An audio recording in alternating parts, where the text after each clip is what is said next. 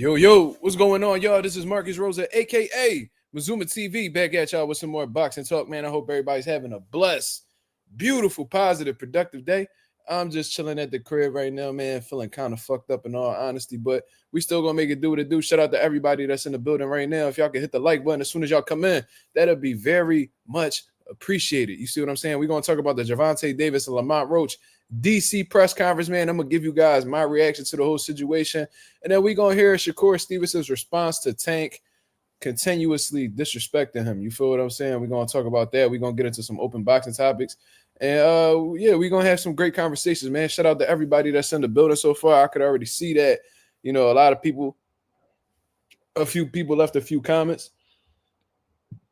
So we definitely gonna address that, man. Shout out to everybody that's in the building. My boy Thomas right with the first comment of the day. He said, Mark, did you see Fight Hype when Tank was answering questions from the media? He got mad when they mentioned Shakur. Also, Tank shows up late once again. Can't wait for you to get into it. Yeah, we definitely going to get into it, man. I guess that's just something that Gervonta Davis does, man. In terms of like showing up late. I guess he feels like he the boss, so he could do that type of shit. But in all honesty, man, that's completely unprofessional, inconsiderate of other people's time. But, I guess when it's your show, you can move about things however you want to, whether it's unprofessional or not. You feel what I'm saying? Maybe he's doing that intentionally. I don't know. He probably is having some problems with PBC. So, he going to do his media obligations, but he going to do them on his time. You know what I'm saying? He might have a million reasons for it. But, undoubtedly, it's unprofessional for sure. Shout out to the boy Coffee Plane. He said, why they let Ben the Don host bull a troll, I swear to God.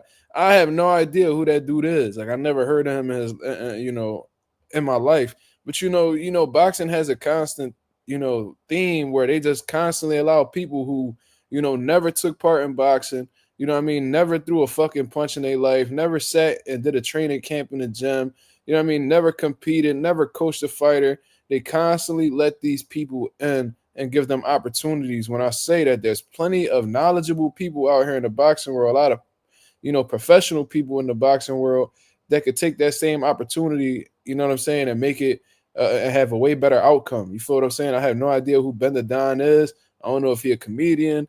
I don't know exactly what he considers himself, but they definitely could have did the press conference without him. You know what I'm saying? He was asking dumbass questions. What two songs describe your mindset right now? Like, bro, you might as well ask this nigga what his favorite color is, or, what his favorite hobby is, and, what type of girls he like. Like, you might as well talk about that, bro. We in a fucking boxing press conference. You feel what I'm saying? But, it is what it is, man. They be giving anybody money. You feel what I'm saying? I don't know what they do it for. I don't know if they do that to try to, like, expand more out to the casual fans. I don't fucking know, but regardless, it is what it is, man. That's just what boxing do. You know what I mean? They had a whole segment of people talking boxing, and they were all football players. I'm like, what the fuck? What about all these, boxers that's currently active, even the retired ones that talk boxing really well? Why y'all can't put them in position to talk boxing? They actually know about the sport. But you got motherfuckers like LaShawn McCoy, and you know what I'm saying? We got basketball players like Matt Barnes and fucking what was the other dude name? Steven Jackson talking boxing. Like, how the fuck that work? Shit, I don't know, bro. I don't fucking know. Thomas Ray said, bro, imagine Mark as a host of the press conference. I wouldn't stop laughing, bro. He might actually do a good job. I definitely would do a good job. I would do a good job because I'm going to ask the questions that, the people want to know. And I'm going to be ready for any type of response that come my way, whether it's positive or negative. It is what it is. Boxing dangerous desire bullies. What's going on, brother? He said, I think he got mad at them mentioning Shakur because he said he got a fight in front of him already. Hearn just said Kid Austin, Cepeda, and Tank. So even Shakur's side don't want to fight next. Well, this is the thing, bullies. I see what you're saying, but look, we're going to break this down piece by piece. You feel what I'm saying? The reason why they're mentioning Shakur when he already has a fight in front of him is because the fight that's in front of him, nobody gives a fuck about. So there ain't nobody going to really sit there and ask questions about the fight that, neither the media or the fans really care to, talk about or at least hear about. You feel what I'm saying? So that's number one. Number two, Hearn said that the Kid Austin, Cepeda, and Tank, the only one that's confirmed at this point is Kid Austin. You feel what I'm saying? Cepeda, he's been looking for every excuse to not face Shakur Stevenson. So in reality, that's not a guaranteed bout, regardless of who says what. You feel what I'm saying? And Tank said that Shakur not worth fighting. You know what I'm saying? So who fucking knows, bro? Like we don't even know, bro. We gotta let this shit play out before we could, just jump out and say Shakur side don't want to fight next. I'm sure if there's an offer that's made directly after the Lamont Roach fight, I'm sure Shakur and his team will look at it straight like that. But an offer needs to be made. Shout out to my boy Thomas Blunt Sports. What up?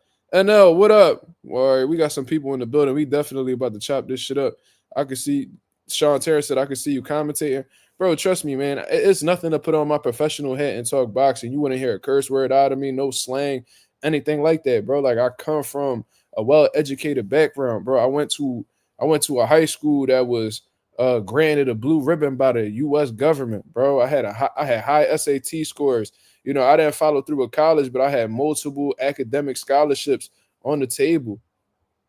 You see what I'm saying? From legit, colleges, whether we talking about Temple University, that's a good school. Widener University, Hofstra University. I had gotten I even got a full scholarship from what was it? It was Shippensburg. It was some shit like that. But regardless, you know what I'm saying? I'm regardless of what people may believe, I come from a really educated background. There's nothing to put on the professional hat. But when I'm on here, I'm gonna talk however I want because this is my motherfucking show. You feel what I'm saying? Cigar Talk. What up, baby? What up, man? What's on your mind, brother? How you feeling? I like what you're doing for the boxing world, man. I like how, even though, Tank was talking this shit to you, you still showing up and doing your job. And you know what I'm saying? You out here pushing, you out here representing the boxing world well, man. Shout out to Cigar Talk. I appreciate you coming through and showing love. But yo, let me give you guys my assessment of the press conference, man. It wasn't much different than the previous press conference. In all honesty, man, I felt like not Shakur, Gervonta Davis. You know what I'm saying? He had a little bit more energy. Feel like he actually wanted to be there this time, even though he still showed up late. And I think it's also unprofessional, man, because these media members, man, they pay their hard-earned bread. You know what I'm saying? To fly out, they probably get in hotels to stay the night. You know what I'm saying? They gotta go. They spending their hard-earned money to, you know what I'm saying, come bring some light to your fight. You feel what I'm saying? And you showing up hours late, bro. It's like y'all playing with people's livelihood, like you playing with people's time.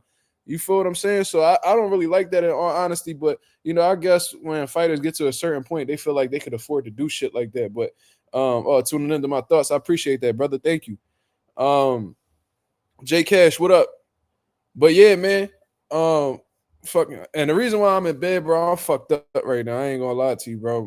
My stomach killing me. You feel what I'm saying? So I'm just trying to hold this shit down. I usually be, sitting up and, you know what I'm saying, be in the crib somewhere in the living room or something. But regardless, the DC press conference is all right. You know what I'm saying? Lamont had a lot of people with him from what I heard in the background. You feel what I'm saying? Shakur didn't seem like Shakur. Why the fuck I keep saying Shakur?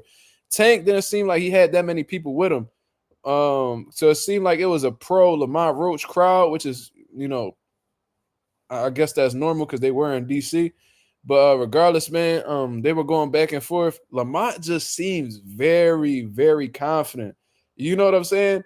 And, typically when Gervonta Davis be making these threats towards these fighters, they take it very serious. And they like, yeah, all right. And then they try to defend themselves. Yo, Lamont didn't seem like he was fazed by anything that Gervonta Davis was saying towards him. Like, oh, don't bring your family. He like, for what? For what? They're going to be celebrating with me. Like, for what? Like, he just seems like nothing, like nothing's really bothering him. Like, he really likes his chances going into this Gervonta Davis fight. And that's something that I'm going to give him credit for because I don't think you could really fake confidence. You know what I'm saying? There's going to be something that you do in the lead up to the fight that's going to show that, you know what I mean, you got some, you know what I mean, you got some holes in your confidence and shit like that. But Lamont been, standing up pretty well to, the lights and, the interviews and stuff. Like, he genuinely feels like he belongs there, which is a great thing. You feel what I'm saying? So yeah, man. And there's something else that I actually noticed too. It seems like this is like the first time in a very long time that Gervonta Davis has actually been pretty friendly with one of his opponents. You feel what I'm saying? Because Gervonta Davis, one of them type dudes, like he don't fuck with nobody, especially if you sign a dotted line against him. You know what I mean? He got a problem with you. Whether we talking about Rolly Romero, they was talking back and forth. Ryan Garcia, they was talking back and forth. Even Hector Luis Garcia pushing him on stage, and Isak Cruz pushing Isak Cruz, and Isak don't even speak English. Like he always had this mentality where it's like you fool type shit. I don't fuck with you. And even after the fight, he known for not fucking with his opponents either. So you know what I'm saying? He went up on stage and he said, "Yo, like these my people." You feel what I'm saying? So it's gonna be it's pretty unique to see on Gervonta Davis's part, and I want to see how that translates into the fight because I know Gervonta Davis got that killer in him. You know what I'm saying? I'm very sure that he's capable of hitting that switch. You feel what I'm saying? And just looking for blood when the bell rang, but you know it's pretty different to see Gervonta Davis actually be cool with somebody on stage. Like I seen him even agreeing with some of Lamont Roach's points, and you know he could easily take the disrespectful route, like he's done with basically everybody he's been in there with. But he's been keeping it cool with Lamont, and you know Lamont doesn't seem to be taking anything that Tank says personal. So that leads me to believe that these guys have a stronger relationship than what they're leading on to believe. And on some real shit, bro, this might be Tank just giving the dude an opportunity because that's his homie. Who fucking knows? Like I remember Mike Tyson was talking about how when he was coming up, that he had a homie of his. I don't know if it was Tony Tubbs. I forgot exactly who it was, but he said like that he was his best man in the wedding and shit like that. And Tony Tubbs said like if you my friend, you will fight me. You know what I'm saying? Like if you was my friend, you would fight me because you put me on some bread type shit. So you know what I'm saying? Blunt Sports said Roach ain't scared of him. That's all it is. I mean, that's a strong possibility, but I think that they actually pretty cool. You feel what I'm saying? You say, yeah, it was Tubbs. All right, Anonymous. Yeah. So yeah, I think the dude, he was like his best man at a wedding, and they was actually cool friends. But Tony Tubbs told Mike, or either Mike told no. Tony Tubbs definitely told Mike, like, if you love me, like if you my homie, then you will fight me because you'll be able to put me on some money and I could take care of me and my family. You feel what I'm saying? So that might be a similar situation. I could be right, I could be wrong. You feel what I'm saying? And yeah, man. You know what I mean? So it might very well be that situation. So it's going to be interesting to see how Gervonta Davis approaches this fight with Lamont Roach. He's still threatening to knock him out. He's still threatening to whoop his ass, and he's telling him not to bring his family over there and shit like that. So it's still war, obviously. He gonna go for the kill, but the respect that he has for Lamont Roach is kind of weird to see because what we seen previously is not having respect for his opponents at all. So it's pretty interesting. Cigar Talk, shout out to my boy. He said not seeing Calvin, Kenny, or Leonard was interesting. It is interesting because Leonard, he was just back in Gervonta Davis' play like a couple days ago. You feel what I'm saying? He was just back in his play a couple days ago, and he was speaking good on Gervonta Davis. So for him not to show up to neither one of the press conferences was pretty interesting. I seen Gervonta Davis hug Kenny today. I mean, not Kenny, Calvin. You feel what I'm saying? And from what I heard, Kenny was in the building. So I don't fucking know what's going on. Somebody had asked Gervonta if Coach Calvin was going to be in his corner. He said, I don't know. We got to see.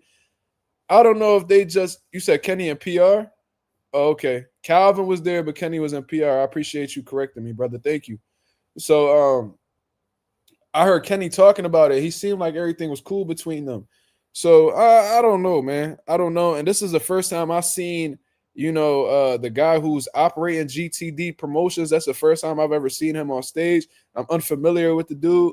So it is kind of weird to see, a new face up there. And then, the original faces don't seem to be on the scene. So I don't know if Leonard Ellaby is no longer working with Gervonta from a business aspect.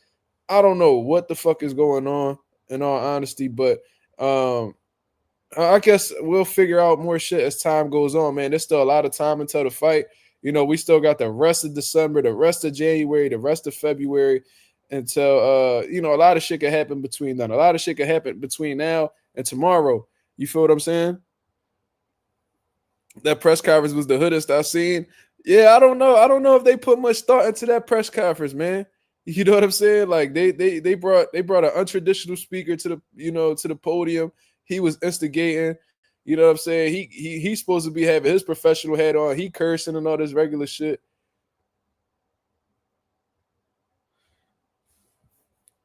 Okay, Cigar. He said 6'4". He been around Take for a while. He was Broner's guy. Oh, all right. Well, regardless, I'm not. I don't really know his people or anything like that. But one thing I can say is I don't remember many times where he was on stage with Gervonta, representing. You feel what I'm saying? Because usually when Tank was on stage, you know what I mean. He got Coach Calvin with him. He might have a Leonard with him on stage. That was the first time that I've seen. I don't know if that's his nickname, 6'4", or whatever the case is. That's the first time I've ever seen him up there with Gervonta Davis because I wasn't even familiar with his name when he was introduced to the podium. You said shit was in the school. Look, man, I don't know. I don't know exactly what they got going on. I seen some people talking about they budget ain't right and shit like that. Who fucking knows? But, at least they got 2 press conferences on the road. You feel what I'm saying? Now, what I mean? We ain't going to see them again until like the end of February, shit like that. Hopefully, you know what I mean? They do their media obligations. Hopefully, they tune in with Cigar Talk, do some good interviews. You feel what I'm saying? Keep their faces in the media, not disappear and give this like a shitty promotion because this is already a fight that we don't really care to see. So if y'all gonna give us a fight that we not calling for, at least put some good, promotion behind it. So, we could at least build some, learn to build some type of excitement for the fight. You feel what I'm saying? But we'll see. But, the pressure is continuing to be applied on Gervonta Davis, man. The media is not gonna let this dude breathe, man. They keep asking about people that he don't really want to talk about. And this is to no surprise. I told you guys, and I was telling Jamil via some sports media when he came on here. No, I ain't like the host, bro. Like he was, I don't know, bro. I think there could have been people. I think there could have been better people that could have went up there and made a better showing, and at least made the the press conference more professional. That's just my opinion, but I can't tell people who to choose or who to spend their money on. You feel what I'm saying? So it is what it is. It seems like that's what people doing now. They bringing non-boxing related people up to these, press conferences and face-offs and just be having them, run the show. Like for Mike Tyson and Jake Paul, they had Cameron on there. No disrespect to Cameron, but he never been a heavy boxing nigga. You could tell when he be talking on it is what it is that, he don't really be knowing what he talking about. You feel what I'm saying? But regardless, the pressure is continuing to be placed on Gervonta Davis to make these fights happen. Like I told Jamil on YSL Sports Media, man, don't give a fuck who you are, how popular you may think you are, and things of that nature. When that phone ringing, it's not going to stop ringing until you answer that motherfucker, man. And what I mean by that is when there's a fight that's in heavy demand from the boxing world, people are going to continue to ask you about it, regardless of how frustrated you get. You know what I mean? Regardless of how much you don't want to talk about it, you're not going to be able to outrun the questions that the fans have. You are not going to be able to outrun the boxer fans' demands. You feel what I'm saying? And, they've been asking for Shakur Stevenson to fight Gervonta Davis for a long time. But obviously, since Gervonta Davis is the A side, he is the one that could call the shots in making this fight happen. He's the one that will have to initiate, negotiations. He's the one who's going to have to send the offers in order to make the fight happen. That's just how the business of boxing works. No, Rosie Perez is actually a diehard boxing fan, bro. And she's been a diehard boxing fan for many years. And even when she commentates, you can tell that she know a little something. You feel what I'm saying? So I ain't going to shit on Rosie Perez. You know what I'm saying? She been a boxing fan for a hot-ass minute, bro. I ain't even about to play her like that. Kind of like us, Sway in the morning. You know what I mean? Sway, he got a little bit of casual in him, but, he been a boxing fan for many years. You feel what I'm saying? So I'm going to give Rosie Perez a pass. You feel what I'm saying? I would love to be a host, man. I would love for people to... Yo, Najee says, I don't know if Cigar Talk is still in here, man. If you ever follow through with one of those events that you be having, I know you was thinking about putting a boxing event together. If you do, brother, let me know, man. I would love to commentate one of your events. I've been dying for an opportunity to commentate, man. I think that'll be a huge opportunity for me, and I think that could really get me out there and really show that I'm one of the voices of Philly boxing too. I know Greg got the spotlight right now. He the man. You know what I mean? Everybody be tuned into him. He got the bigger platform and all that. But on some real shit, bro, I feel like I could hang with anybody when it comes to talking boxing. So I would love that opportunity, man. You feel what I'm saying? I go wherever, whatever the case is. I would love to, have that opportunity for sure.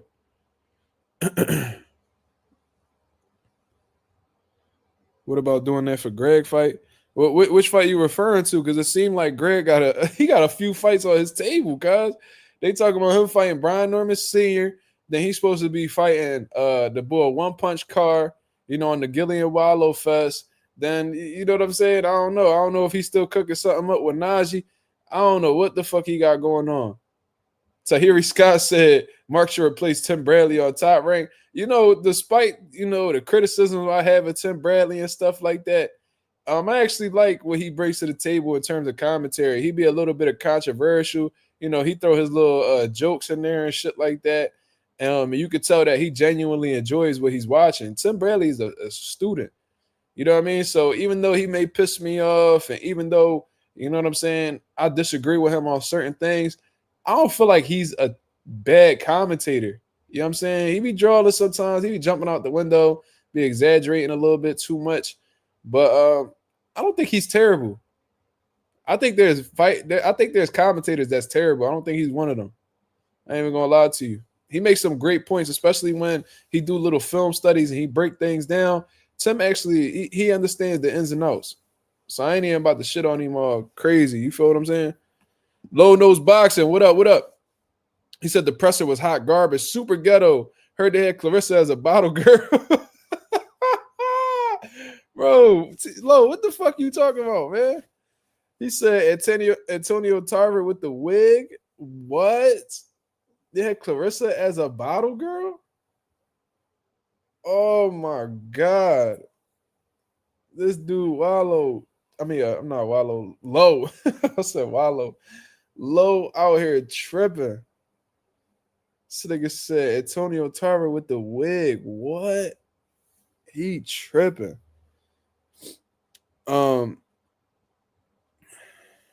Norman Sr. looked like he still let them hands fly. Well, Greg don't got a problem letting his hands fly neither. So that should be an intriguing fight. And Greg don't got no problem fighting no bigger dudes and these higher weight classes. Greg just a fighting motherfucker, bro. He crazy, but he a fighting motherfucker. Thomas Wright says, speak about taking getting mad with Shakur. Oh, yeah, let's bring that back. I'm sorry, I be getting lost in the comments. I be losing focus. Now, you could tell that, like I said, and this is what I told YSM, bro. Don't give a fuck how popular you may be, the star you may think you are, the attraction that you think you are. Every fighter at a high level is going to be demanded to fight somebody. There's going to be legacy-defining fights that's going to be lined up in front of you, and the fans are going to demand it until you either walk away or you give them what the fuck they want to see. Floyd had to answer the call. That shit kept ringing. That Manny Pacquiao fight kept ringing until he stepped in the ring with him. Canelo had to answer the call. Andre Ward had to answer the call. Terrence Crawford had to answer the call. Earl Spence had to answer the call. Danny Garcia had to answer the call. Keith Thurman had to answer the call. Like, these are things that we do know. So Gervonta Davis is no different. You feel what I'm saying? And they could go say, fuck the fans, and you know what I'm saying? Oh, the fans are fickle. You can't satisfy them neither way. But let's not disrespect the fans too much and act like, you know what I'm saying, boxing, like boxers could go without them. This is the reality of the situation, people. Boxers aren't shit without the boxing fans. Regardless of how they may feel, regardless of how they might feel like they unloyal, they disloyal. Boxers, especially at a high level, have an obligation to satisfy boxing fans, because at the end of the day, boxing fans are the ones that put these fighters in position to make a livelihood for themselves and their family. Facts. So, and although it might be a love-hate relationship, this is going to be no different than what the average person goes through in their life. I'm sure many of y'all, we got 42 people in the building. Shout out to the 42 people that's in the building. I'm sure y'all don't work with motherfuckers or collab with people in the past that you could not stand, but you had to deal with them in order to get that motherfucking check. Check me if I'm wrong. Check me if I'm wrong. There's only been 2 jobs that I've had in my whole life where I've gotten along with everybody that I've worked with. Besides that, every job I had prior to that, there was a motherfucker in there that I could not stand. There's been niggas that been in the boxing gym that I own that I could not stand, but I had to bite my tongue. Pause. I don't know if that's a pause, but I had to hold that shit down and collab or work with them or tolerate them in order to get to a fucking bag. You feel what I'm saying? So let's not act like these boxers could go about their careers without dealing with the boxing fans. You're going to have to see these niggas whether you like them or not. Because without no boxing fans, you're not getting paid. If you're not getting paid, you're not in a position to provide for you or your family. You feel what I'm saying? So that's just my personal opinion. Anybody else can feel how they want, but you gotta answer the phone calls, man. And if you don't, the shit gonna keep ringing and keep ringing and keep ringing until you pick that motherfucker up. You feel what I'm saying? So with Gervonta Davis, he's been getting nonstop questions about Shakur Stevenson, and he's mad that people are asking about Shakur Stevenson and not Lamont Roach. That doesn't make any sense to me, man. I ain't gonna lie to y'all. Hold on, my stomach feeling a little better. Hold up. I ain't gonna lie. Look, I'm trying to see how to say this shit. Gervonta Davis don't have no reason to be mad, y'all. And the reason why this motherfucker don't have no reason to feel mad is because he knows that the Lamont Roach fight was something that nobody had asked for. That was never on the motherfucking the board. That was never on the agenda. Fight Lamont Roach. That was never requested amongst boxing fans. So when you give these people these fights, when there's so many other more competitive, there's more competitive options that we feel is a more competitive fight, you can't get mad that, the media don't want to ask you about Lamont. That's not interesting to the media. You know what I'm saying? That's not interesting to the boxing fans. So why would they sit here and want to talk about what Lamont brings to the table? They might ask little questions here and there. You feel what I'm saying? They might ask little questions here and there, like, what does Lamont possess? Why did you choose Lamont Roach? Okay, those are little questions, but motherfuckers eventually gonna want to get into the nitty gritty. You feel what I'm saying? They're gonna want to know, why didn't you fight Shakur Stevenson next? Is that fight an option next? Are you looking at the Devin Haney fight still? Who are you calling out in your next fight? Is it gonna be Shakur Stevenson? And you can see that every time Shakur's name is mentioned, that you can see it all on Gervonta Davis's face. He gets extremely annoyed. He gets extremely fucking peeved. You feel what I'm saying? And it's like, why? How can you be mad?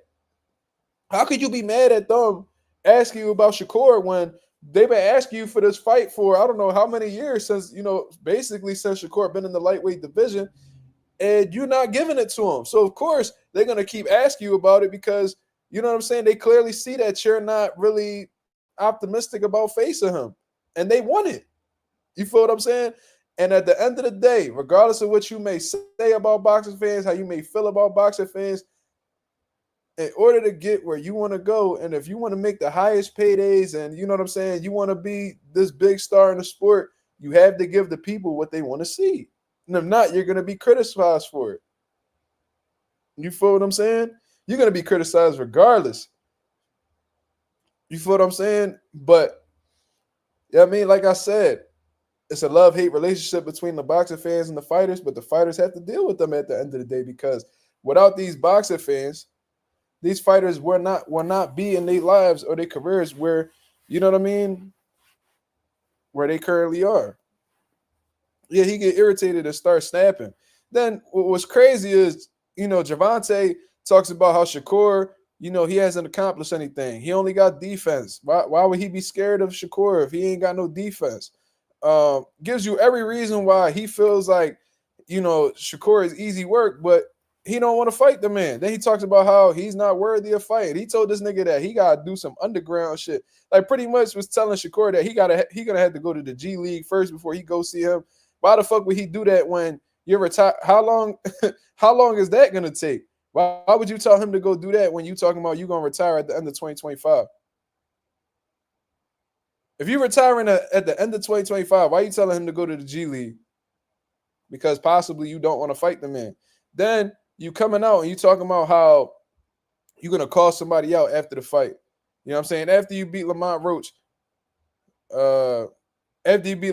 you say you calling somebody out, and I never heard Gervonta call anybody out. In the boxing ring. So they asking him, is it Lomachenko? No. Is it Shakur Stevenson? No. Is it Devin Haney? No. It's somebody that's in the lightweight division, but that person is on his way to being world champion, but is not world champion yet. I got a question, Gervonta. There's a champion in your division that boxing fans are asking you to fight. You're extremely hesitant in doing so, but you're willing to call out somebody who's not even a world champion in your division yet when you happen to be a world champion yourself. Since when the fuck does the champion call out a contender? Unless that contender is this fucking big mega superstar, since when does the champion call out a contender? How the fuck does that work? T.O. or Keyshawn? No, he said bullies. He said that even though he said that he will fight T.O., I think he was talking about some outside shit. We got 60 people in the building, man. Shout out to the 60 people that's in here, man. If y'all can hit the like button as soon as y'all come in, that'll be very much appreciated. Let's get down to the motherfucking business. What I'm telling y'all is, right now, if he's saying that person is in the lightweight division and saying that he said he not fighting nobody at 140, so he can't be talking about Teofimo. You know what I'm saying? So this is somebody that he's talking about is a contender in the lightweight division because he said they close to winning the world title, but they don't have one yet. So who else is he talking about? He said Keyshawn looking better than Shakur. Do y'all see the play? He trying to big up Keyshawn while, degrading Shakur Stevenson, and all of a sudden he's going to call out a contender in the lightweight division. I'm going to ask y'all this again. Since when do y'all ever hear of an A-side popular world champion calling out a contender? That's like Floyd Mayweather stepping in that ring. And let's see who's like a contender at welterweight right now. That's like fucking him stepping in the ring and calling out Rashidi Ellis. Let's say like if there was a part of the same era. That's like him calling out Rashidi Ellis. It's like, what? Because, Rashidi Ellis is a contender in the welterweight division right now. Floyd was at the top of the welterweight division, one of the most popular fighters. And, since when does an A-size superstar boxer call out a contender who has never won a world title? I don't understand that. I don't understand that at all. You're blatantly saying how you're going to call out a contender. Meanwhile, you have champions in your division that you could face. But for some reason, Shakur Stevenson is not worthy enough. He said that Shakur Stevenson is not worthy of a long-term deal with PBC. He's only got defense. He ain't got no offense. Just went out of his way to say every disrespectful thing that you could say about Shakur. But then you out here fighting guys like Lamont Roach or Hector Luis Garcia. What the fuck have they done to get an opportunity with you that Shakur hasn't done? You feel what I'm saying? If Floyd would have called out Earl Spence, yeah, like something like that. Yeah, exactly. That's just ass backwards. That's moving backwards. And usually when people move backwards, it's because they don't want to go up against what's in front of them. When people go backwards, when they do ass backwards shit, is usually because they don't want to go up against what's in front of them. Peep game. I'm telling y'all niggas something good. Thomas Everett said, what about De Los Santos? What about him? I mean, that may be a possible opponent that Tank will call out. He with PBC. From what I understand, I don't know what his promotional status is right now. But that's a possibility. But you're going to talk shit about Shakur Stevenson, not fighting anybody and, not accomplishing anything, but you about to fight the nigga that he just beat? Because De Los Santos' last fight was Shakur Stevenson, and he lost to Shakur Stevenson. So you're going to say Shakur Stevenson ain't shit, but beat the nigga but fight the nigga that he beat? That wouldn't make sense at all. How could you even justify that? How could you even justify that? How could you say that Shakur Stevenson ain't shit, then go ahead and fight his leftovers?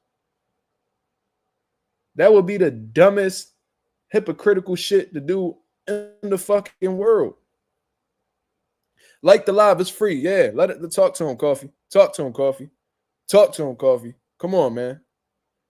You feel what I'm saying? So that was my reaction overall to the DC press conference, man. Nothing really much to it. But I seen Shakur Stevenson responded to, Tank's, constant dissing. And Shakur kept it short and sweet. Like, if you know what I'm saying? If you really feel a way about me, then won't you fight me then? It is really that fucking simple.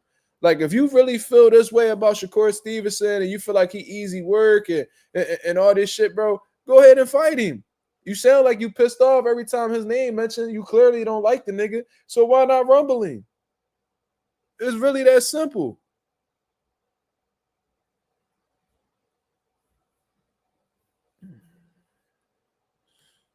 That's 22. He said, "No, it's Cepeda. This nigga gonna fight Cepeda to spite Core." Wow, that's crazy. I mean, I wouldn't be surprised because he took Frank Martin from Shakur. He took Frank Martin from me. Y'all remember when Oscar De La Paz said, "What up?" I remember when Shakur and Frank Martin was in negotiations. They had something agreed to. They was gonna get the ball rolling on that. Then all of a sudden, Frank Martin pulled out. They was like, "What the fuck?" Oh, Frank Martin the duck, blah, blah, blah. Whole time behind the scenes, Shakur, Gervonta team reached out to Tank. Gervonta Davis's team reached out to Frank Martin and was like, "Yo, don't even worry about that Shakur fight. We got a bigger bag. We got a bigger opportunity for you. You know what I'm saying? Just take this shit." So that's what he walked away with. Tank really took away Shakur's opponent. So if he were to go and take Cepeda away from Shakur, I wouldn't be surprised at all.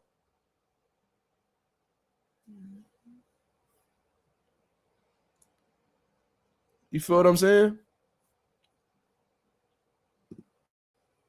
Mayday Mamba said Tank stealing pay-per-views from the fans again. Tank by KO in round 4. You saying that shit like you proud of that. You see, I don't know. Maybe I'm just misreading that, but you out here, you sound like you out here celebrating that shit. Because you following up with a prediction. Oh, he's stealing pay-per-view from the fans again. Tank by KO in round 4. Shit, I hope not. I mean, he ain't gonna get $1 out of me. Not them type of fights. That motherfucker want $1 from MarkMazuma TV. He want me to pay them $80 pay-per-views. He gotta be against somebody I want to see him fight. If it ain't what I'm demanding, then I ain't paying for it. Imagine paying for a product that you don't even care for. Why would you pay for a product that's not in demand in your eyes? It's not a necessity for you. It's not something that you particularly need. Why would you pay for it? Thomas Everett, he said Shakur needs to rematch De Los Santos, then call out Tank. Tank said if he rematch him again, they could fight. So now this motherfucker, he telling Tank that you got to beat somebody again, as if that fight was controversial in order to get an opportunity against him. What type of sense do that make? What type of sense do that make? It wasn't like it was controversial. Shakur, a lot of people thought Shakur lost the fight. People know Shakur won the fight clearly. Wasn't the best performance, but he won the fight clearly. So now you want to put an obstacle in front of Shakur to, postpone the fight, delay the fight, whatever the case is. Why the fuck would you tell him to, like if it was a close, controversial fight that a lot of people thought Edwin won, then all right, you know what I'm saying? I understand where Tank coming from. But it was a clear victory. It was a clear victory. Despite what people may say about Shakur Stevenson's performance, I ain't really fuck with the performance, but I ain't going to sit here and act like he lost to De Los Santos. So what the fuck is we talking about? Another unnecessary roadblock to just show that Tank don't want nothing to do with Shakur Stevenson in the ring. At all. At all. Motherfuckers really need to come to that reality. He don't want to fight the man. He giving you every reason to suggest that he don't want that fight with Shakur. You know what I'm saying?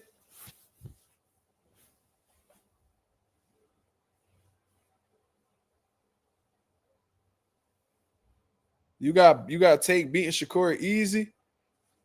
I mean, that's your opinion, Thomas, but the real question is Tank gonna do what he needs to do and make the fight happen with Shakur? You know what I'm saying? Because there ain't no sense of talking about, who will win or who will be who if the A side not even willing to shoot an offer to Shakur Stevenson's, people. We got to get this. We got to get through the first step before we got to get through step A before we start talking about B and C. You feel what I'm saying? We could think this shit all we want. I think Tank could beat Shakur, but until this motherfucker sends him an offer or gets something in play in 2025, ain't no need. There's no use in even talking about it.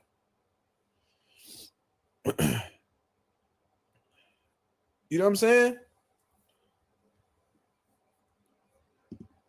That's 22. Tank not even a man to his word, bro. He told Tev to get a belt.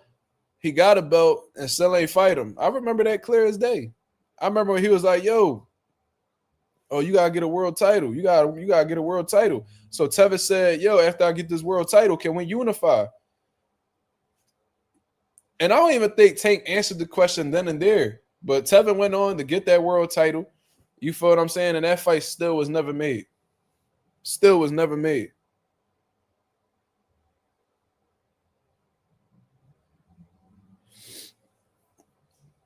That's the reality, bro. Do I think that Tank could beat Shakur? Yes, I said that hundreds of times. But just off of the hesitation that fucking Tank has towards Shakur, it just lets me know that he don't really want what Shakur bringing to the table. He don't want to deal with that. He telling you what Shakur good at. All he got is defense. All right, is this defense gonna make you look bad? Is this defense the reason why you not being able to knock him out? Is that the reason why you don't want to fight him? Are you afraid that, you know what I'm saying, you're not going to be able to catch him with a big shot in the rounds and it's going to have to go to the scorecards where you may get outboxed? These are things that may be on Gervonta Davis's mind, y'all. You feel what I'm saying?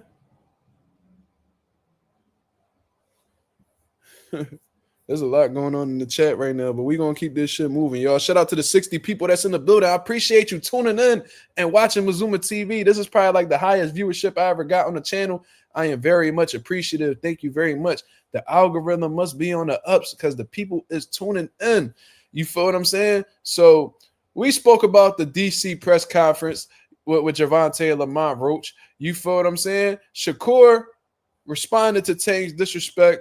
You know what I'm saying? So now we could get into some open boxing topics and talk about whatever the fuck is going on in the boxing world, man. So what we doing?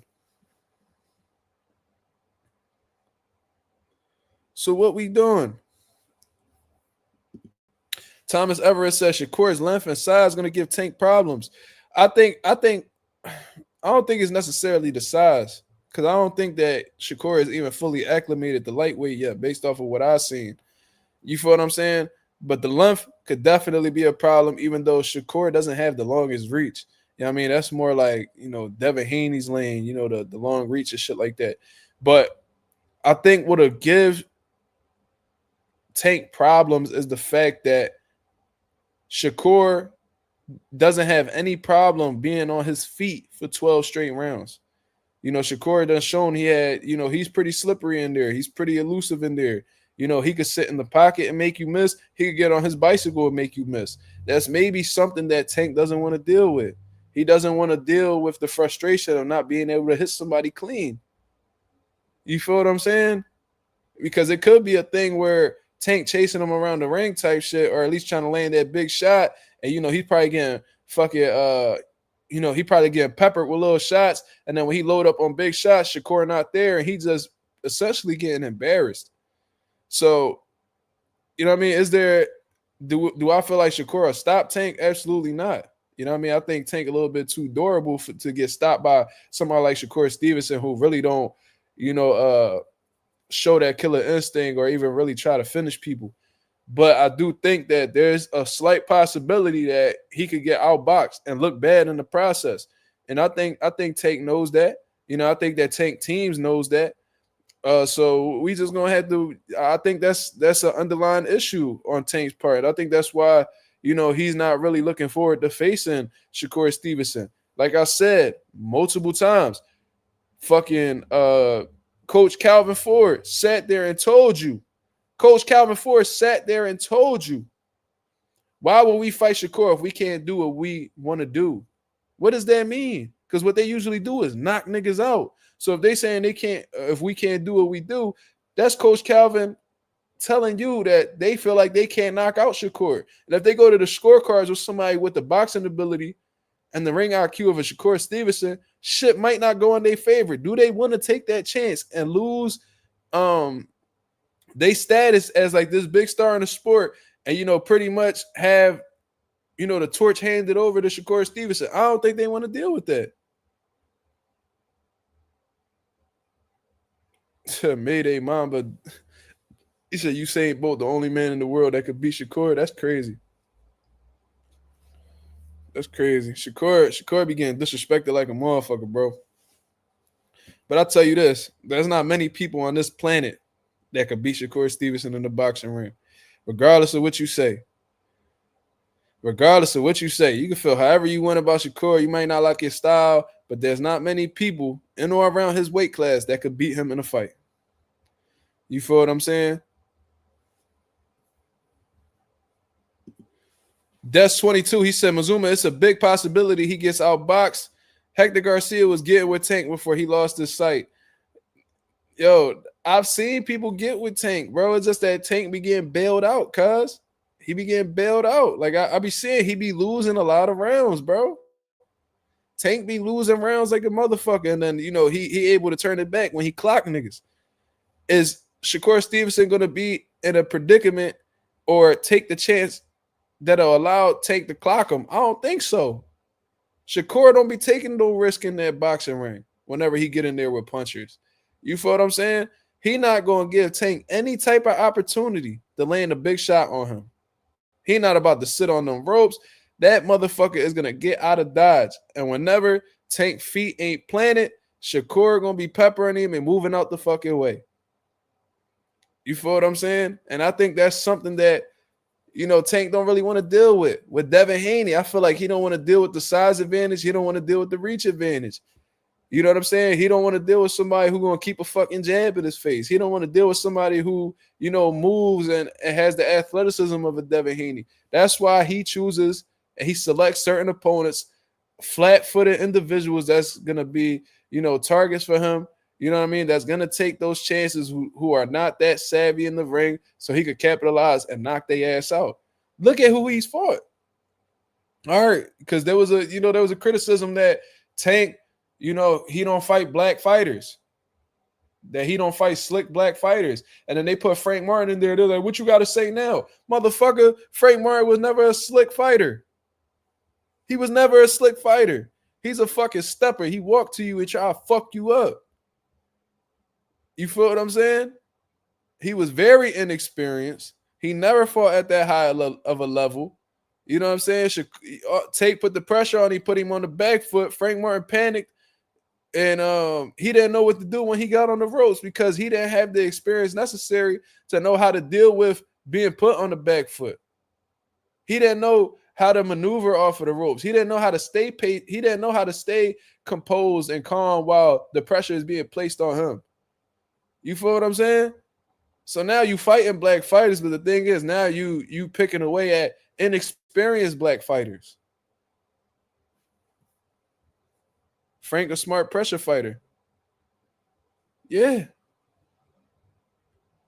Yeah, but he was there. He's there to be hit. You feel what I'm saying? Shout out to the boy Coffee Play. He says, sub and like. Mazuma TV is the fucking realest. I appreciate that very much, my brother. And for those of y'all who new in the building, man, I just want to tell y'all that I usually don't be, in these types of, laid up with my fucking hand on my face in bed and shit like that. But like I said, I'm not feeling the best.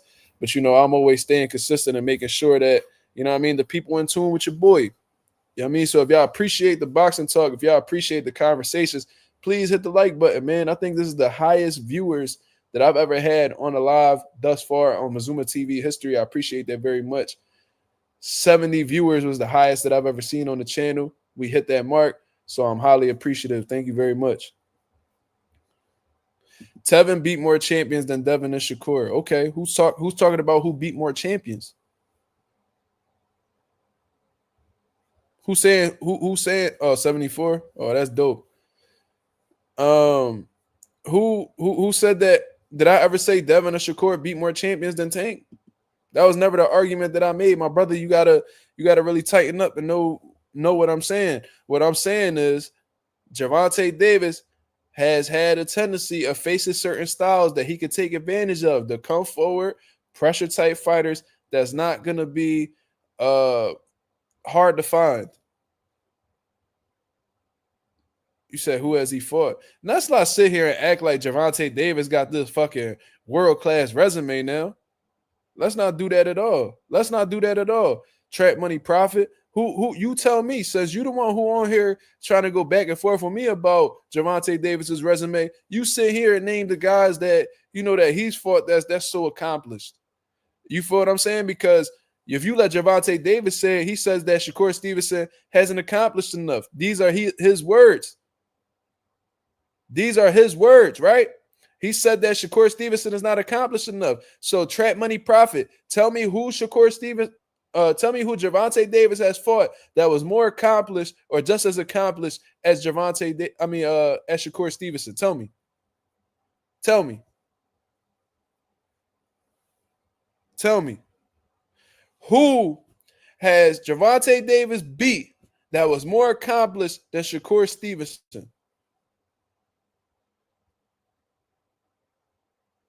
Tank got a whole lot of regular belts. Yeah, so when I was hearing that he was this 3-division world champion and all this shit, bro, I laughed.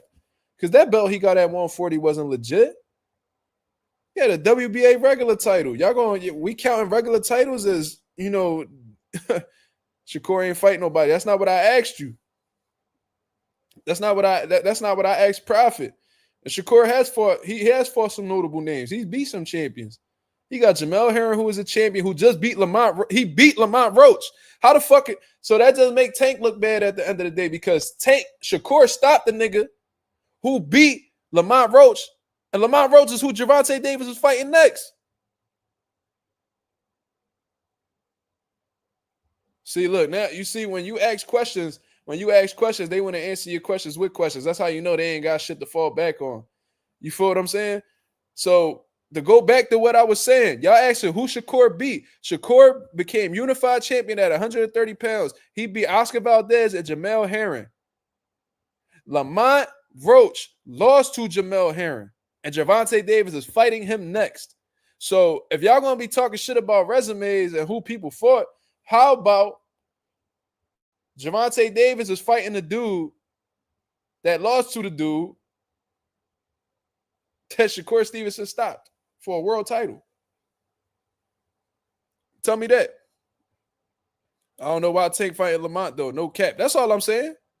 I ain't here to shit on nobody and talk, bro. But let's not sit here and act like Tank got this fucking world-class resume where he beat all these fucking like stop it, bro. I see people on Twitter talking shit like, oh, Tank about to retire undefeated, and he got one of the greatest resumes, greater than Floyd's. Man, stop it, bro. Stop it. Tank couldn't touch Floyd resume with Shaq reach, nigga. With Shaq reach, he couldn't touch Floyd resume. Now, Gamboa wasn't 50 years old, but he definitely was past his prime. You know what I'm saying? The only nigga that we could say beat Gamboa in his prime was Terrence Crawford.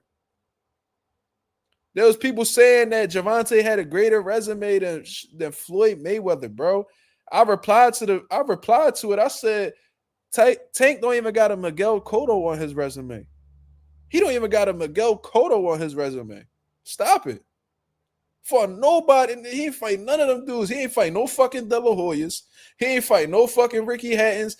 And Ricky Hatton wasn't even all that. But Ricky Hatton was an undefeated motherfucker on the come up. They had a lot of momentum behind him. He ain't had no Miguel Cottos. He ain't not a goddamn Manny Pacquiao, even though that fight was over marinated. Bro, he ain't fight none of them dudes. He don't got a Canelo on his resume. You serious? Tank beat Barrios, Pedraza, and Ryan all while they were undefeated. Okay, I'll give you credit for the Pedraza one, my brother. But Barrios, who did Barrios beat? What did Barrios accomplish? Barrios had a regular title at 140 pounds. He wasn't no legit champion. That's when Josh Taylor was running shit at 140. Pedraza, he was a champion at 130. Then he bounced back and became champion after losing the Tank. So I'll give him the credit for that. But Ryan Garcia, bro, what the fuck did Ryan Garcia do? He one of the greatest products of he one of the greatest results of good matchmaking in boxing history. Ryan beat nobody. That motherfucker cut the line to get on to have that big fight with Gervonta Davis. He didn't beat nobody notable. We got 80 people in the building, man. That's a new record right there, man. Shout out to the nation and the mob. Hit the fucking like button, man. We definitely in the building for sure. You feel what I'm saying? Stop it, bro. Who the fuck Ryan Garcia fight? What he do? What did he accomplish? Yeah, he never been a champ. Ryan never touched a world title in his life. Never. He had a WBC silver. That's what we doing? No, he didn't beat Devin. He didn't beat Devin. That went to a no contest. You don't know what you're talking about, bro. That fight went to a no contest. Check the box rec, cuz. He didn't beat Devin. From what I understand, Devin undefeated. We don't give drug cheats credit for wins. We don't give drug cheats credit for wins. Y'all do that. We don't do that over here. That's the difference. We don't give drug cheats credit. What the fuck we do that for? You can see all the footage you want. Go check the history books. Go check BoxRec and see what it says. Do it say that Ryan got a W, or is there a no contest to his name? Does it have a W, or does it say that Ryan Garcia is banned until April 20th of 2025? Let me know what y'all talking about. Let me see what the history books really say. It could be on YouTube forever. That's cool. But the context will forever be there as well. The context will forever be there as well. You feel what I'm saying? I don't give a fuck where the footage at. I know what I saw. You seen his ass in the air. I bet you liked it too. Y'all niggas is weird. Y'all talking about another nigga ass being in the air. Y'all niggas is real funny. We don't talk about that neither. We don't talk about niggas asses being in the air. I've never been a Devin fan. You see how they do that? You see how they do that? You hit them with the facts. Oh, you must be a Devin fan. Oh, you must be I've never been a Devin fan. I'm telling you the reality. And I'm not a Devin fan. I fucking hate drug cheats though. And I always have. And I've always held them accountable for their actions. If Ryan would have beat that man with a clean drug test, I come on here and I tell y'all. Fuck it, it is what it is. He got smoked. But I ain't about to sit here and give a drug cheat credit for beating a motherfucker. That's what we not going to do. You feel what I'm saying? That's what we not going to do. If Devin Haney would have tested positive after beating Ryan, I'd have said the same shit. Fuck Dev. He a drug cheat. I'd have said the same shit. Because we hold niggas accountable over here. While you motherfuckers, y'all be having such deep hatred for fighters that y'all be willing to let shit go like that. Y'all let drug cheats slide? Y'all let drug cheats slide? That's what we do? Y'all already letting this motherfucker go around here and say the N-word and you know what I'm saying? And talk about George Floyd and, you know, talk about how he hate black people and all this shit. Y'all already letting him slide with that. Because y'all already on his dick. Like, y'all already doing that shit. Now y'all about to let the nigga slide for a drug for failing a drug test? That's what state of the boxing we in. That's the state of boxing we in. And listen, a lot of y'all fans, so y'all don't come from the same perspective as me. I've had niggas that I watched coming up in the boxing world in Philadelphia that fell victim to drug cheats and they can't even talk properly right now. You feel what I'm saying? So I experienced that shit. I seen what they families had to go through trying to keep up with their family members who can't talk or count their money, or you know what I'm saying? They left the boxing game with no money in their pocket, so they dead broke. You know what I'm saying? They got to rely off the government now to take care of their medical bills and all this bullshit. I've seen it happen. I seen boxing destroy people. I seen some corrupt shit happen in the boxing world that really fuck people over in the long run. So if me being passionate about drug cheats bothers y'all, this ain't the channel for y'all, bro. This ain't the channel for y'all. I promise you that. YouTube made me a chat summary. That's what the fuck I'm talking about. Salute.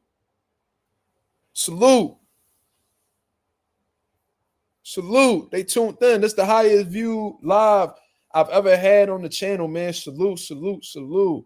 God bless. I appreciate you guys coming through, whether y'all agree with me or not. I appreciate you coming through and showing love. You feel what I'm saying? This is the difference between me and a lot of channels. You feel what I'm saying? I appreciate the people coming through, whether you like me or dislike me. You feel what I'm saying? Whether you hit that like button or that dislike button, I appreciate you giving me the opportunity, you know what I mean, for you to listen to me. I appreciate it. Thank you.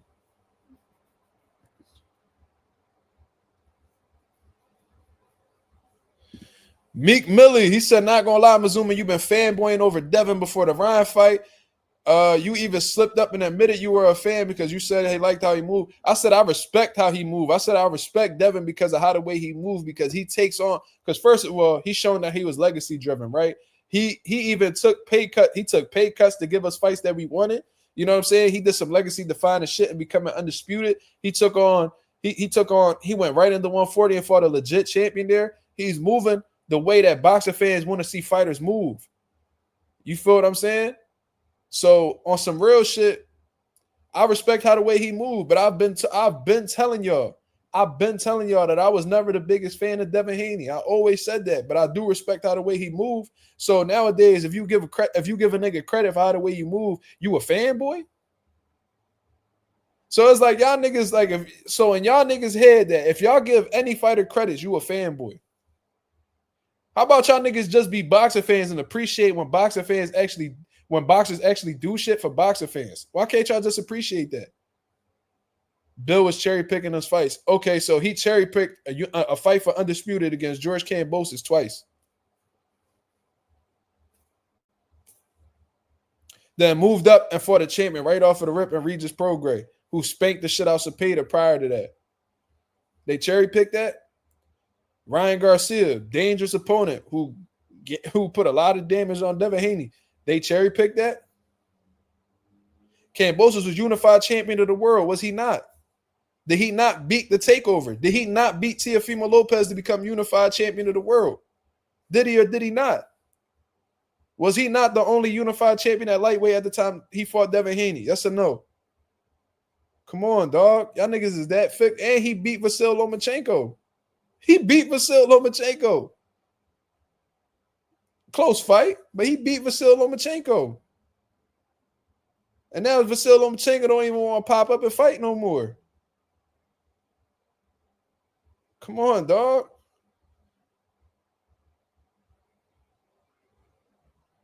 All of a sudden, we not going to give Kambosos his credit. We going to act like he didn't beat an undefeated Teofimo Lopez in the lightweight division while he was unified champion after beating Vasyl Lomachenko. Beat Teo at his highest point of his career. We not going to give him credit for that?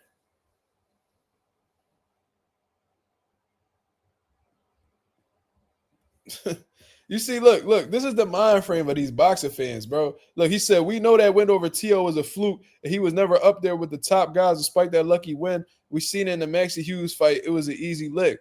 Bro, that's your opinion. If you felt like that it was a fluke and he was never up there with the top guys, that is your opinion. That is your assessment of George Kambosos. What I'm telling you is the reality. He was undefeated. Beat an undefeated fighter in Teofimo Lopez and was the only unified champion in the lightweight division at the time. Am I right or am I wrong? I'm not going to take away credit from Devin Haney for beating the unified champion of the world. Why the fuck would I do that? He did it. He went to that man's backyard and beat him twice. He became undisputed. Then he defended his undisputed title. Come on, dog.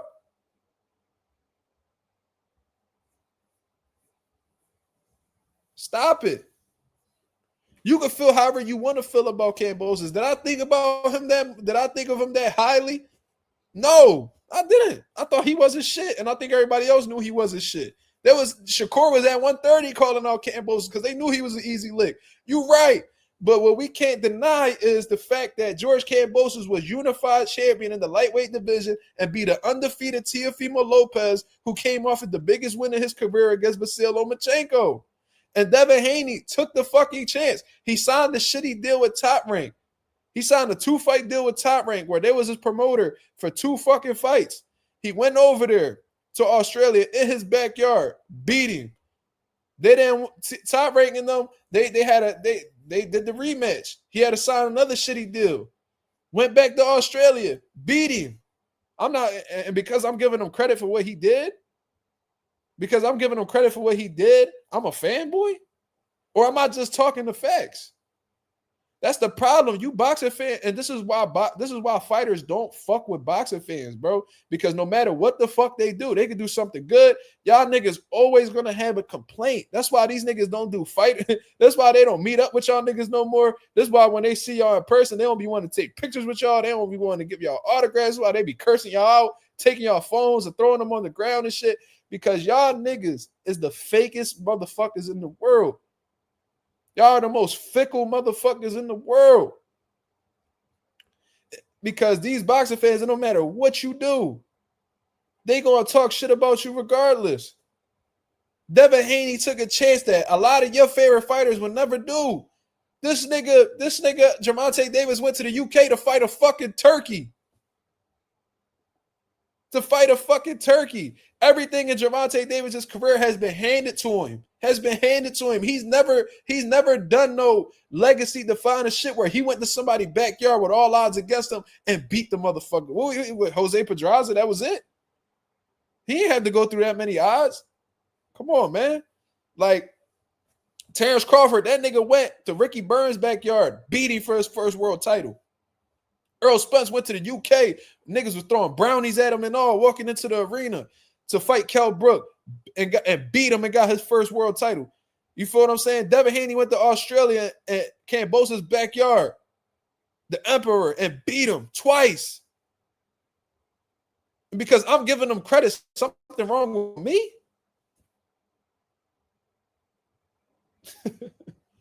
You can't make this shit up, people. You can't make this shit up.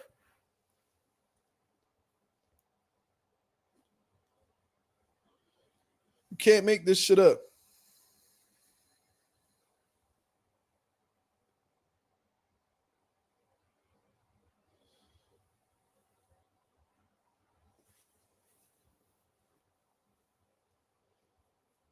And I bet y'all the same niggas that's turning on Jaron Ennis. Y'all the same niggas that's turning on Jaron Ennis. Jaron Ennis told you what his intentions was from the very beginning, bro. From the very beginning, that nigga, well, as soon as he signed with Eddie Hearn, what the fuck he told you? He said that he wanted to unify the 147 division before he moved up to 154. He said that if he wasn't able to unify at the 147 division, then he'll go up to 154. What has he been doing? He's been working behind the scenes. I don't know if y'all know, but, you know, in March, April, he's supposed to have a big unification fight in the welterweight division. You feel what I'm saying? He's been telling y'all from the very beginning. He was telling y'all from the very beginning what his intentions are, right? So Turkey Al-Sheikh make a bullshit mistake and offer a fight with Virgil Ortiz at 147. Booz is currently at 147. So of course he would be accepting of the opportunity. Turkey Al-Sheikh, Frank Warren, whoever the fuck sent the offer, they made a mistake. Virgil Ortiz's team was like, yo, we can't make 147. Virgil almost died making 147. If the fight were to happen, it would have to happen at 154. The fight were to have to happen at 154.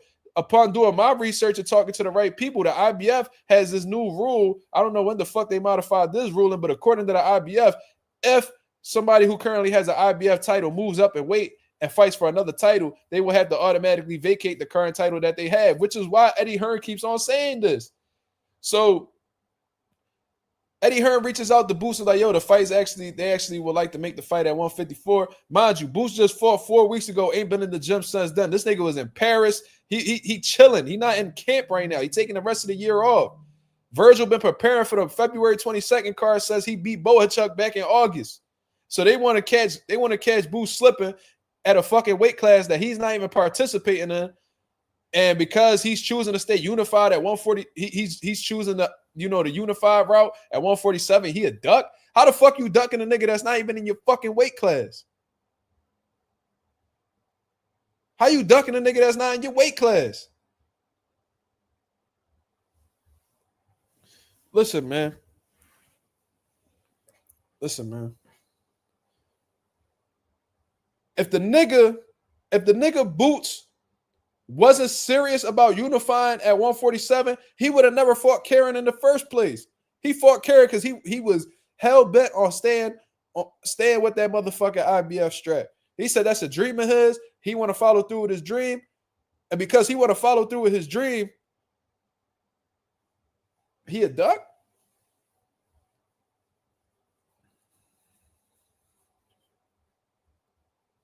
I heard Boots say he want all the belts.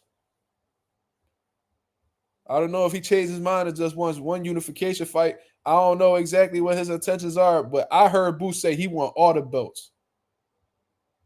You feel what I'm saying? But when Boots been telling you since the very beginning that he wants to unify before moving up to 154, and that he actually chooses to unify instead of going up to 154, how the fuck can he be called a duck? He told you his intentions off of the rip. If, let's say this, right? You got a job, right? You a motherfucking banker, right? You a banker, right? And you know what I'm saying? You looking to start working with motherfucking with TD Bank, you know, in the next couple years because they look like the most promising bank coming up right now, right? But you currently at PNC. And before you go over to TD, you want to get this executive role at PNC, right? And you saying, yo, I want to get this executive role before I move over to TD. You feel what I'm saying? And then TD and them shoot you an offer. TD and them shoot you an offer. You be like, yo, I really want to get this executive role put first before I go to TD. So as of right now, I'm cool. The fuck? He told you his intentions off of the rip. That's his goals. Let that nigga follow through with his goals, cuz. How the fuck he a duck? And then I'm hearing that Virgil Ortiz duck Xander Zayas. How the fuck he do that? Xander Zayas, they reached out to Xander Zayas and asked him if he wanted to rumble Virgil. He said, yeah. He said he'll fight him. But this is the thing. Xander Zayas wasn't the only option. He wasn't the only option. Right? So Xander Zayas, he bottom of the barrel. No disrespect, but when you looking at the top guys at 154, Xander ain't the most accomplished one. So he had more than one option besides Xander. He chose Madrimov. And now Xander's sitting around talking about, oh man, he just boots me. First of all, Xander, don't even be mentioning Boots all like that because I know you Puerto Rican and all that, but Boots will beat the shit out you. First of all, ain't nothing really special about you where niggas is going out of their way to duck you, my nigga. You know what I mean? They've been spoon feeding you your whole career. They trying to build you up to be like this next Puerto Rican star, and they ain't been doing nothing but giving you cookies the whole time. Stop it. You fought an old, washed-up ass Patrick Teixeira, and you out here feeling yourself. On some real shit, I don't even know if you beat Virgil. He hit you upside your head. Who knows what the fuck could happen? You ain't even been hit with a hard punch in your career yet. So, you know what I mean? You out here acting like niggas duck you. No, Virgil ain't duck you neither, nigga. If I was a petty ass nigga, I'd be like, oh, well, Virgil ducking Xander. No, that's not what happened. I'm being objective, y'all. Virgil ain't duck no fucking Xander. He had better options, so he took the better option. Boots want to unify his division. He not about to, why the fuck he gonna turn in his IBF title to go fight Virgil for a WBC interim title? Why the fuck would he do that? It's a good name, but in terms of accolades, that's going backwards. Who the fuck traded they legit world title for an interim belt?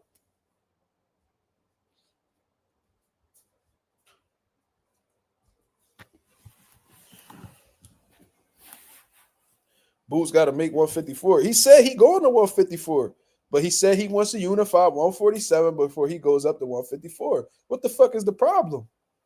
What did Terrence Crawford do before he went to 154? Unified the 147 division. So why the fuck he can't have the same goals as Terrence Crawford? Niggas got dreams. Niggas got goals. Okay, his body growing, nigga. Your body growing, nigga. So what? He still make the weight. Why he want to stay now? Bro, you look. Niggas giving you the answer. And you still asking the same question. I'm not even about to keep indulging in this shit, bro. I told y'all niggas. From the very beginning, he told you what his intentions was. And now boxing fans are getting mad because he's staying true to his intentions. How the fuck does that even make sense?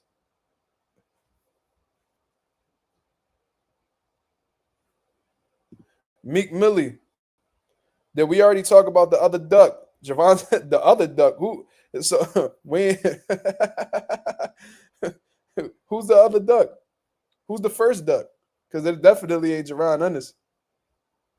But did we already talk about the other duck? Gervonta saying Core doesn't deserve to fight, but somehow Hector Garcia did. Yeah, we spoke about this, and I made a whole video about it. I think the day before, either yesterday or the day before yesterday, exposing that idea. You feel what I'm saying? How the fuck Core don't deserve to fight? You said Shakur ain't accomplished anything, but nobody on your resume has accomplished more than Shakur. I think that's very interesting.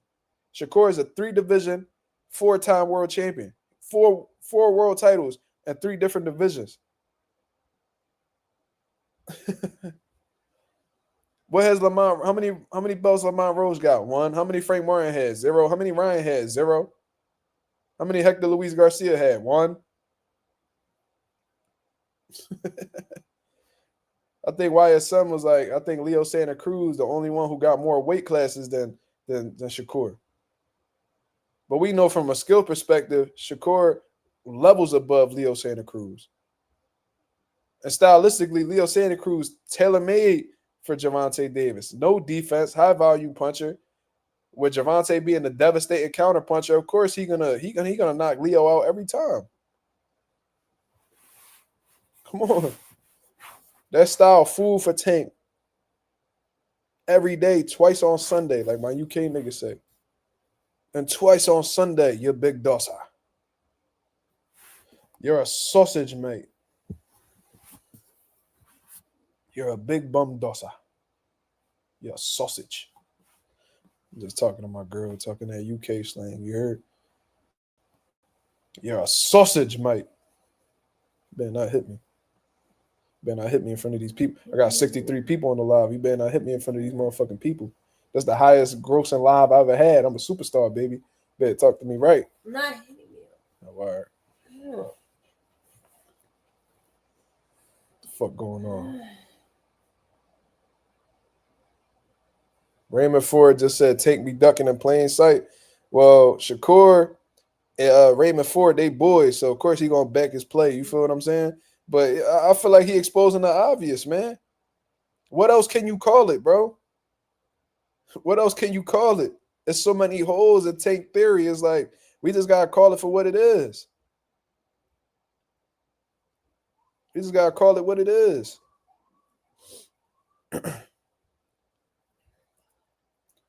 This nigga Tank fought niggas at 140, and then when 140 niggas call him out, they talking about he not a 140.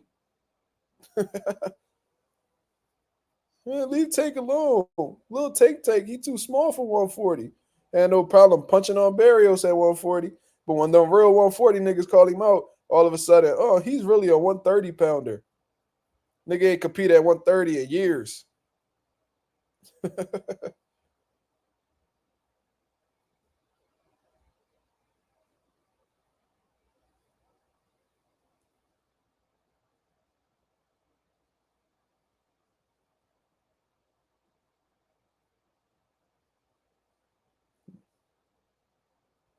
Wait, what's going on? What's going on? What y'all talking about?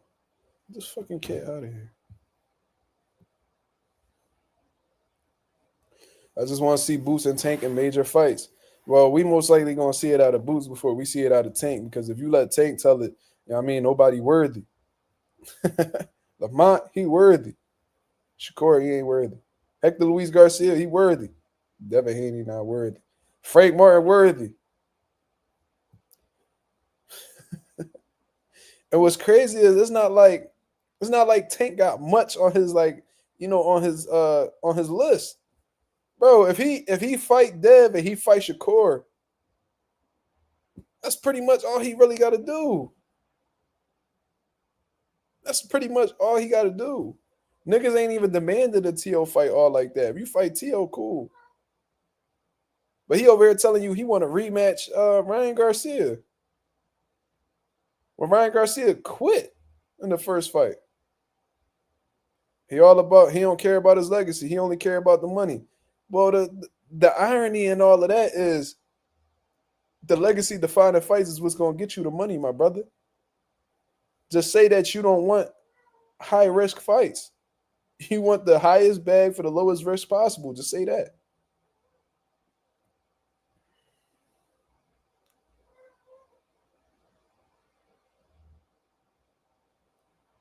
Feel what I'm saying?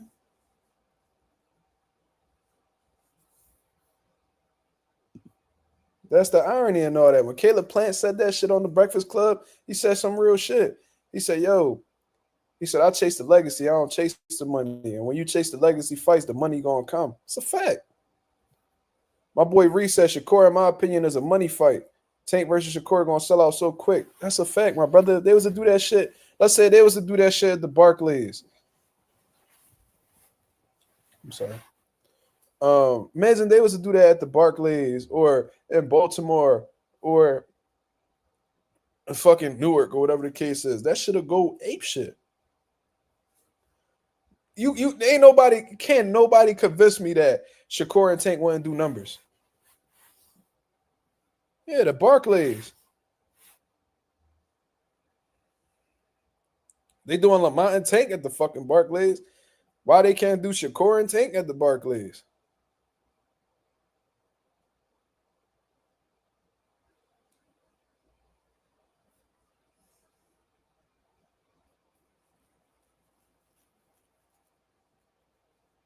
There's casuals that want to see Tank and Shakur. That's a fact. Because niggas, you know, my homies, we got 70 people in the building, man. Hit the like button, man. I appreciate it very much. Thank you. It's a Vegas fight. It could do money in Vegas too. I'm just saying, since they both from the East Coast, you know, it'll do money on the East Coast. But if they was to do it in Vegas, that'll do numbers too. Yeah, that's definitely an MGM fight. Yeah, I agree. I agree, Coffee.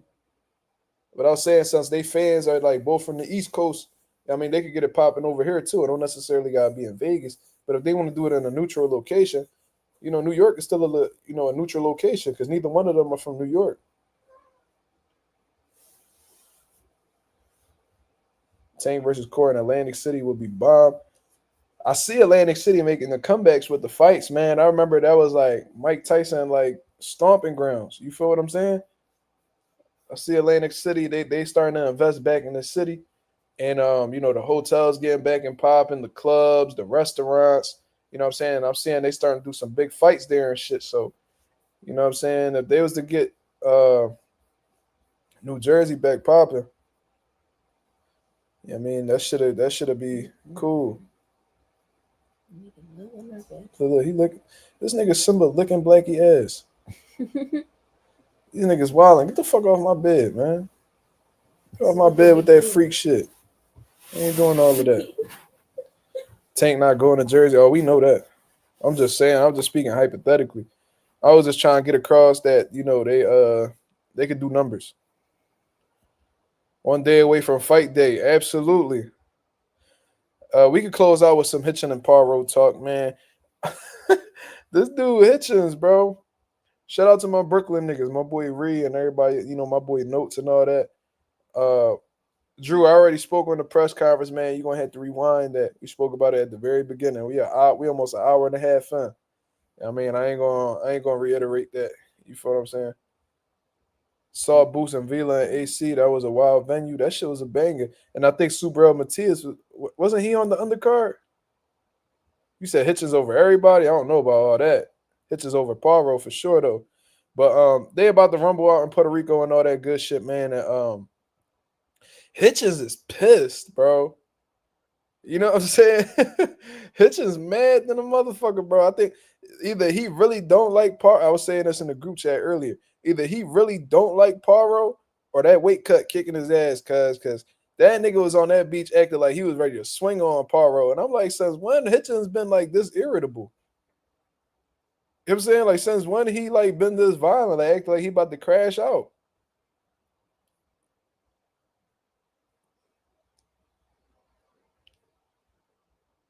You know what I'm saying? So I don't know, bro. He definitely like an emotional bag. You said I quit. You said I quit. When I ever quit? I never quit in my life. Man, you a pussy, man. You a pussy, nigga. Oh, you a pussy, nigga.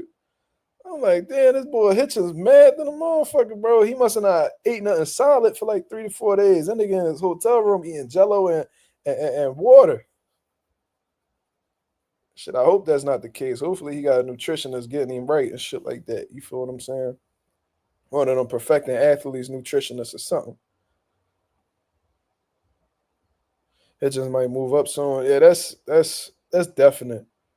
But I feel like a lot of niggas is delaying they move up the welterweight because of who's in, because of the man that's at welterweight. You feel what I'm saying? Hitchens know about boots. You feel what I mean? Hitchens done been to Bozies before.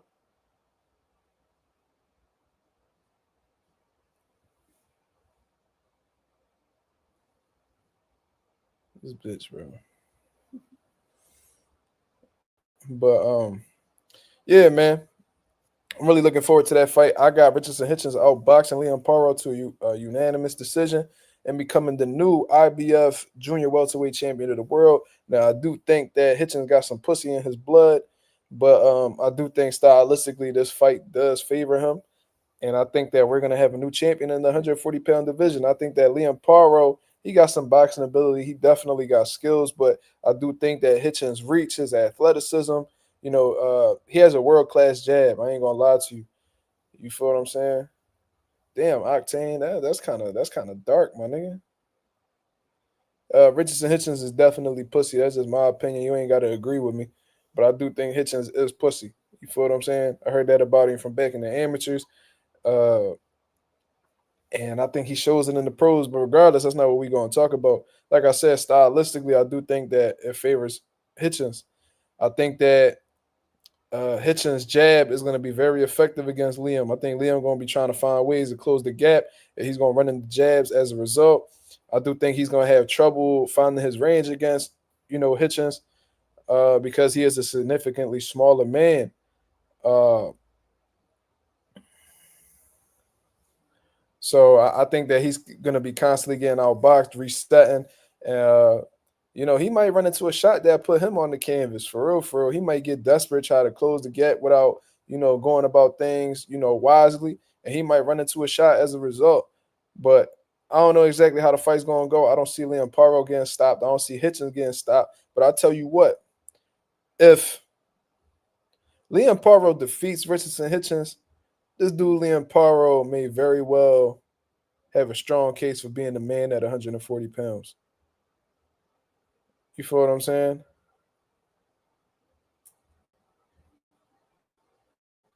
That's what I personally think. But I'm looking forward to the fight, man. Um, Boxing got some great fights coming up this weekend. You feel what I mean? We got the Hitchens and Parro, John. We got the Emmanuel Navarrete versus Oscar Valdez. We got Robesi Ramirez. What the fuck is this dude name that Robesi's fighting? Damn, I forgot his name. That's how you know I'm tired. I was just talking about him earlier. Correct me in the chat, y'all. Who's Robesi fighting? Espinoza. Yep, my boy Espinoza. Tall ass Espinoza. Bro, I seen Espinoza was in Puerto Rico and he was talking with Tito Trinidad and he looked so much taller than Tito. And Tito was like 5'11". I was like, God damn, this dude Espinoza is a tall motherfucker, bro. You think Valdez beating Navarrete? I don't think so. Somebody in the chat is asking you who your favorite fighter is. I told you already. Who was it? You. Man, I ain't no goddamn fighter. I washed the fuck up. I've been retired for years. About that. You don't know any fighters that come to your head that you can just say your favorite? She ain't got nothing for y'all, man. She don't know boxing. She don't even watch it with me. No, you don't. You full of shit. I fall asleep though. Well, yeah. I'm gonna say this though. I don't think Valdez beats Navarrete, man. I think stylistically, I think that fight is all wrong for Valdez. I was saying this. She from Philly, no boots. She don't know boots. You met Boots, right? Yeah. We met him at the Salute the Philly Boxing Awards a while back. Well, she ain't meet him, but I mean, we was in the same vicinity. You feel what I'm saying? Um, we fuck with Boots over here though. You feel what I'm saying? That's my boy. But nah, like I was saying, I think stylistically, Navarrete is all wrong for Valdez. And what I mean by that is the size difference. You know what I mean? Navarrete, the only concern about Navarrete is, coming off of that loss to Baranchek, how he's gonna bounce back. You know what I mean? Is that weight cut from him fighting at 135? Is it gonna be hard for him to transition back down to 130?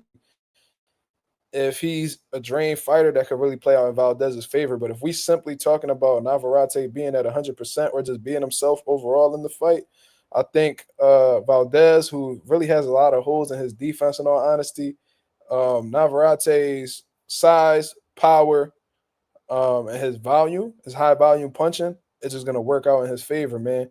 And another thing about Navarrete, he makes a lot of mistakes, but he's very sneaky. Like he throws awkward ass punches from angles that fighters don't really know how to prepare for it or even anticipate. You feel what I'm saying? He'll throw hooks from weird ass angles. He'll leap in with like a hook that's thrown from a weird angle, and fighters pretty much freeze up and don't know how to defend them, and they get clipped by it. You feel what I'm saying? As Navarrete is anything like himself, I think he will outclass Valdez again. Um, Valdez's last performance was pretty shaky, if we being honest. I think his power bailed him out in that last fight. That white boy was on his ass. You feel me? So I don't know. I don't think Valdez is the same. You know what I mean? I think after the Shakur fight, his career went down the drain a little bit. I think that failed drug test. You know what I mean? Him failing that drug test, I think like everything just fell apart for him psychologically and even physically. You feel me? How do I feel about Cool Boy Steph? Since you're a Philly guy, um, yeah, Navarrete looked trash at 135, but I just think that's not his weight class. Or I don't think he prepared properly for that move up to 135, and it was kind of a bad style for him too. In all honesty, but if he goes about things right, what I mean, he cuts back down to 130 properly. I think he could be himself and still be effective. But sometimes moving up in weight could really fall to your detriment. You know what I mean? Like some weight classes are better for you than others. Like Tito Trinidad, phenomenal at 47, 54. He was phenomenal as well. But like he rushed his move up to 160, and he was still solid at 160, but he wasn't the same fighter. You feel what I'm saying? Go back to how do I feel about Cool Boy Steph? Talented. One of the best fighters in the city. A lot of tools. You know what I mean? He got that dog. He be in great shape. He don't got the best power, but he got respectable power. He could be a loose. He could box really well when he chooses to. I do feel like Cool Boy does get bored in there sometimes and likes to fight guys. You know what I'm saying? I think that going into this fight with Brandon Figueroa, I think it's going to be the same type of fight. But in all honesty, I think that this fight might lean more towards Figueroa's side just because they had a higher weight class, and with Figueroa being a significantly bigger dude who's been, at the weight longer than Cool Boy Steph, I think the pressure and the volume going to be a little bit too much for Cool Boy to overcome. And in all honesty, I think Figueroa going to defeat Cool Boy, man. But I got a lot of respect for Cool Boy. He ain't take no shortcuts in his career, man. He fought dogs off of the rip. They threw him in the dungeon, and he came out successful more times than not. You feel what I'm saying? Unified champion. He did some great shit, man. He a legend in his own right when it comes to Philly boxing. You feel what I mean? Definitely gonna be a PA boxing Hall of Famer. Uh, and he's one of the best. I'm gonna say he definitely top. If we talking about best fighters in Philly right now, I think it's Boots, then it's Cool Boy Steph. You know what I mean? I think that he's the second best fighter in Philly right now. Who I got winning between Cool Boy Steph and Raymond Ford? Sheesh, that's a fucking good fight, man. I honestly don't know. I can't even tell you. Raymond Ford a monster. You know, Steph might have like the experience advantage, but when Raymond Ford is clicking, bro, like when he in his bag, he a tough motherfucker to beat, man. But Raymond Ford didn't have like no easy, matchmaking in his career neither. He been matched with some tough motherfuckers, bro. And been ducking no fades neither. Ooh, yeah, Camden versus Philly. Sheesh. At the Wells Fargo, sheesh. That shit'll go crazy. That'd be a fire ass cold main event on the Boots card.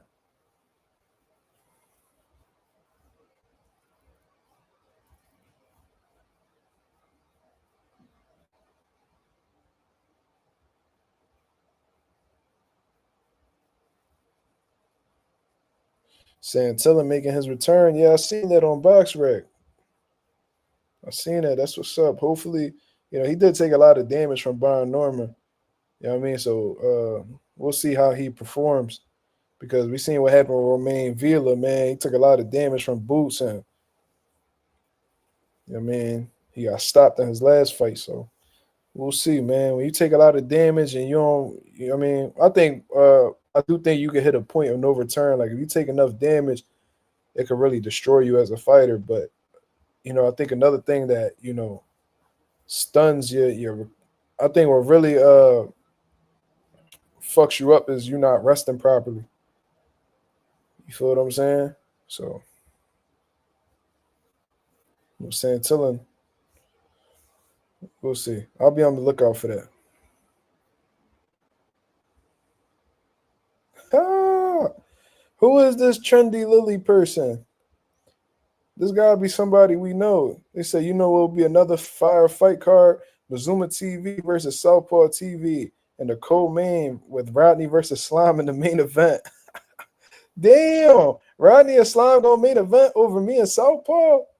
Damn. Shit. Man, y'all know I knocked Southpaw the fuck out, bro. Jesus Christ. Y'all know I beat that nigga ass like he stole something. Y'all know that.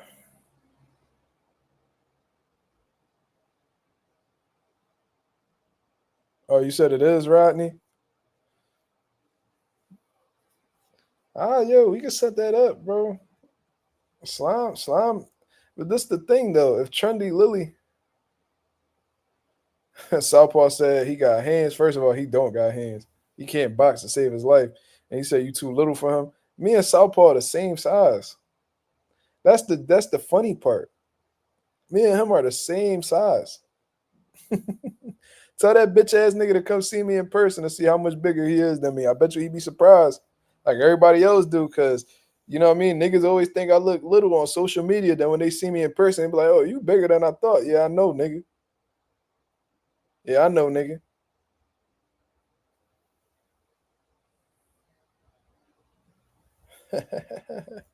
If I'm 4 feet tall, it should be easy to beat me then. He keep talking about height. He not talking about rumbling. So what that say? What that say about him?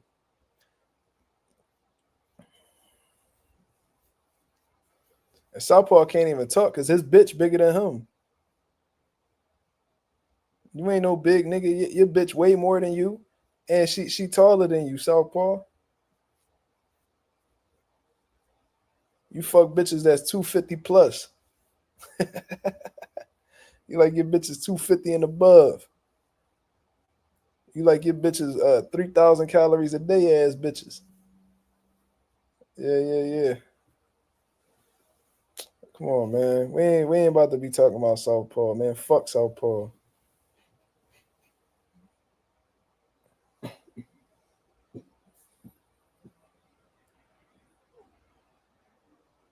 Yeah. Southpaw fuck bitches 250 plus. You know what I'm saying? He be fucking bitches that be Julie Zhang weight. Big Bang Zhang, they gotta be his weight for him to fuck. You know what I'm saying? You know what they say, if she ain't 280, she ain't a lady. That's fucking crazy. Southpaw like them BBWs. That's the only type of bitches that he could get though. You know what I'm saying? He can't get them slim, thick bitches. He can't get them little, pretty, petite bitches. He got to settle for them big bitches because they the only ones that look his way. You know what I'm saying? He ain't got no other options.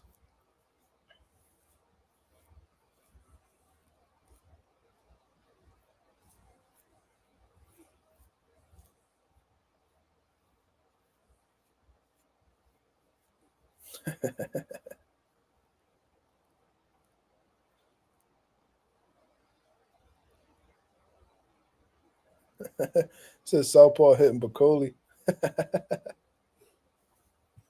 Southpaw versus Mazuma TV for the winner of Rodney versus Slime. I got a feeling that this is Rodney. So this is what I'm gonna say. You won't fight Slime. So you just talking. Um Slime, my boy. Uh so we ain't about to do that divide and conquer shit over here. But I'll tell you what, I'll fight Rodney. I'll tell you that. Even though I know Rodney not your real name, because I don't know no Rican walking this planet named Rodney. You know what I'm saying? So I'll fight Rodney.